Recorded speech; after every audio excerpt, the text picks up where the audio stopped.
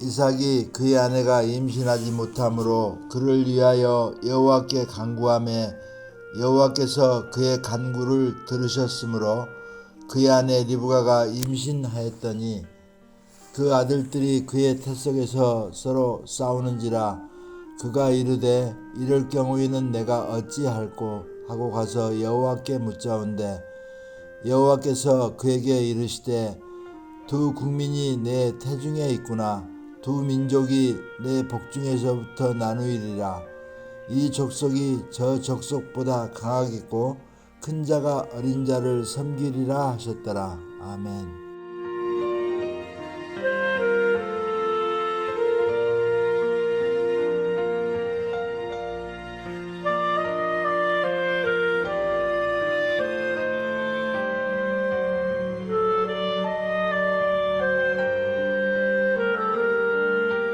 샬롬, 복된 목요일 아침입니다. 오늘은 창세기 25장 19절로 34절의 말씀, 내가 어찌할꼬, 이 제목으로 하나님 말씀 나누고자 합니다. 자, 오늘 본문 22절을 보셔요. 그 아들들이 그의 태 속에서 서로 싸우는지라 그가 이르되 이럴 경우에는 내가 어찌할꼬 하고 가서 여호와께 묻자온대. 여러분, 이럴 경우에는 내가 어찌할꼬.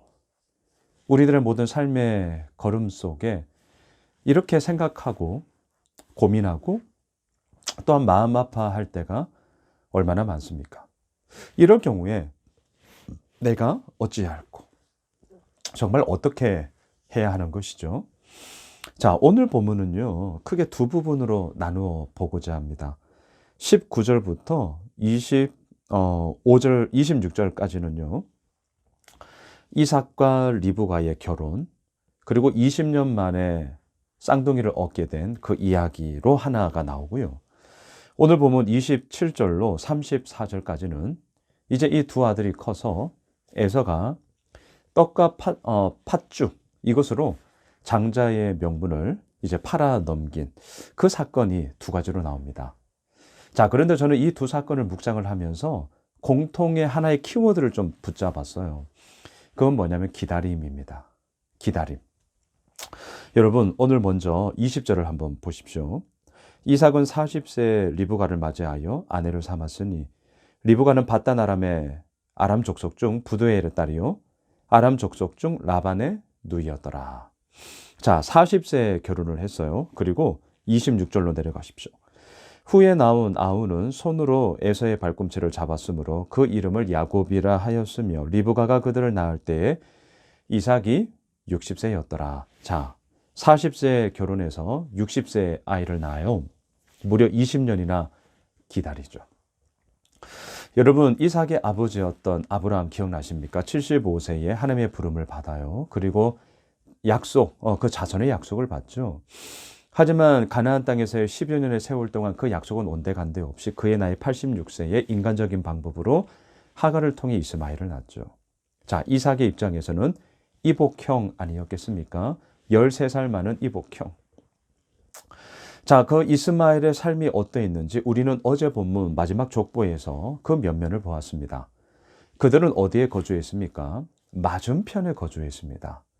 그리고 이 맞은편이 그저 장소적인 의미의 맞은편뿐만이 아니라 향후 역사의 모든 흐름 속에서 약속의 자손인 이 이스라엘과 약속 밖의 자손인 이스마엘의 후손들 속에 얼마나 많은 첨예한 다툼과 갈등이 일어나는지를 우리는 정말 알고 있죠. 정말 맞은편이었죠. 대적하는 자였죠.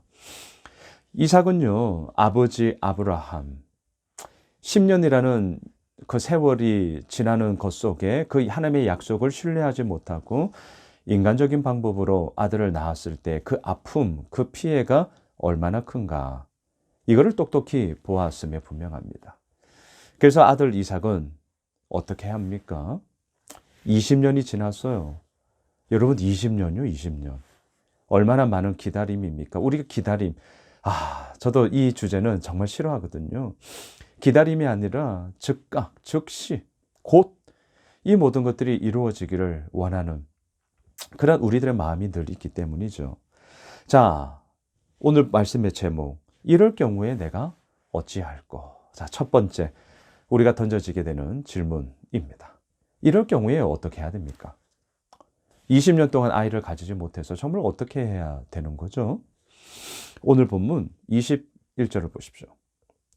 이삭이 그의 아내가 임신하지 못하므로 그를 위하여 여호와께 간구하매 여호와께서 그의 간구를 들으셨으므로 그의 아내 리브가가 임신하였더니, 보통은 아내가 더 간절히 기도하지 않나요?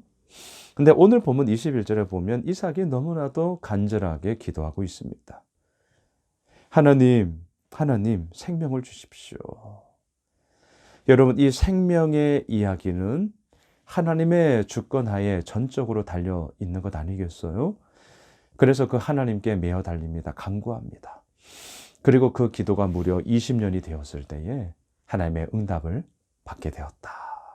자, 기다림이라는 이 과정 속에 내가 어찌할꼬, 이삭은 어떻게 했습니까? 기도하였다, 이거예요. 자, 두 번째. 오늘 보면 27절에 의하면 이 쌍둥이들이 컸습니다. 그리고 에서는 밖에서 사냥을 하고 너무나 배가 고팠습니다. 그래서 32절을 보십시오. 에서가 이르되 내가 죽게 되었으니 이 장자의 명분이 내게 무엇이 유익하리요? 안 죽어요. 배가 고픈 거죠. 배가 고프다고, 이 끼니 사냥한다고 글쎄 아침 일찍 나갔다면 뭐 아침, 점심 한 2끼 정도 굶었을까요? 그거 굶었다고 죽지 않습니다. 그런데 이 에서는 어떻습니까? 기다리지를 못해요. 너무나 배고프다는 거죠. 내가 죽게 되었으니 과장을 합니다. 근데 문제는 뭐예요? 예, 그럴 수 있다 쳐요. 하지만 이 장자의 명분이 내게 무엇이 유익하리요? 아니요. 명분은 너무나 중요합니다. 그리고 그 명분이 이루어지기까지 그 가운데는요, 하나님의 그러한 역사하심들이 흘러가고 있기 때문이죠. 그런데 이 에서는 이 명분을 너무나 소홀히 여겼습니다. 34절입니다. 야곱이 떡과 팥죽을 에서에게 주매 에서가 먹으며 마시고 일어나 갔으니 에서가 장자의 명분을 가볍게 여김이었더라. 여러분, 누가 잘못한 거예요? 에서가 잘못한 거예요. 지금 야곱은요, 이 떡과 팥죽으로 물론 장자의 명분을 얻고자 함이었죠. 빼앗은 거 아니잖아요. 이거 줄 테니까 장자의 명분을 다오. 명확하게 얘기를 했단 말이죠. 이것에 대해서 성경은 분명하게 얘기합니다. 에서가 장자의 명분을 가볍게 여김이었더라. 에서의 잘못이죠. 가볍게 여겼어요. 자, 배가 고팠어요. 기다려서 얼마든지 밥을 먹을 수 있습니다. 하지만 그 기다림의 과정을 그냥 다 기다리지 못하고 뭐 했냐고요? 장자의 명분을 가볍게 여김이었더라. 자, 오늘 본문에 크게 2가지. 아버지 이삭과 리브가는 20년이나 기다렸어요. 그러면서 기도했습니다. 한편 아들 에서는요, 배가 고프다고 내가 죽게 되었으니, 안 죽는다니까요. 그런데 죽게 되었으니 하면서 뭐 했습니까? 장자의 명분을 가볍게 여겨서 팔아치웠습니다. 뭘로? 떡과 팥죽으로. 자, 여러분, 이럴 경우에 내가 어찌할꼬? 여러분, 이러한 일들이 누구는 기다리면서 기도하고 누구는 장자의 명분을 가볍게 여기면서 그저 아무렇지나 않게 그냥 내팽겨 쳐버리고, 이런 본질적인 이유가 어디에 있을까요? 저는 오늘 본문 23절로 가보겠습니다. 여호와께서 그에게 이르시되 두 국민이 내 태중에 있구나. 두 민족이 내 복중에서부터 나누이리라. 이 족속이 저 족속보다 강하겠고 큰 자가 어린 자를 섬기리라 하셨더라. 여러분, 이 부분에 대해서 사도 바울은 로마서 9장 11절에서 이렇게 진술합니다. 들어보십시오. 자막 보세요. 그 자식들이 아직 나지도 아니하고 무슨 선이나 악을 행하지 아니한 때에 택하심을 따라되는 하나님의 뜻이 행위로 말미암지 않고 오직 부르시는 이로 말미암아 서게 하려 하사. 사도 바울은 오늘 보면 창세기 25장 이 23절에 복중에 있는 이 태아를 향한 하나님의 택하심을 강조하고 있습니다. 그 하나님은 어떤 분입니까? 생명을 주시는 분. 그 하나님은 어떤 분이십니까? 생명을 빼앗기도 하시는 분. 그 하나님은 어떤 분이십니까? 100% 오르신 분. 그 하나님은 어떠한 분이십니까? 선과 악의 기준을 가지고 그 모든 것을 당신의 뜻 가운데 이루어 가시는 창조주 하나님. 그 하나님의 택하심을 따라 오늘 본문의 사건이 이루어졌다. 이렇게 얘기를 하죠. 무슨 악이나 선을 행한 게 아니에요. 우리가 쉽게 이해하는 악을 행했으면 꽃이다. 선을 행했으니까 잘 됐다. 그것마저도 다 배제시킨 이게 바로 하나님의 택하심이라는 거죠. 왜요? 그렇게 택하시는 하나님이 창조주시고요. 그렇게 택하시는 하나님이 100% 오르시고요. 그렇게 택하시는 하나님만이 우리의 모든 것을 이끌어 가시는 너무나도 놀라운 주권자이시기 때문이죠. 결국 오늘 주제 기다림. 그 기다림의 과정 속에 내가 이럴 경우에 어찌할꼬. 정말 본질적인 것은 뭔 줄 아세요? 이삭과 리브가가 간절히 기도했더라. 예, 중요합니다. 장자의 명분을 가볍게 여기더라. 이러면 우리 안 되죠. 하지만 더 본질적으로 깊게 우리가 들여다봐야 할 것이 있습니다. 이럴 경우에 내가 어찌할꼬. 어떻게 해야 되는 줄 아세요? 내가 오늘도 신뢰하고 있는 그 하나님은 100% 오르시다. 지금 나의 이러한 상황 가운데서도 하나님은 나를 이끄시사 하나님의 뜻하심 가운데 나를 지금 여기에, 나를 지금 이 상황 가운데 있게 하시더라.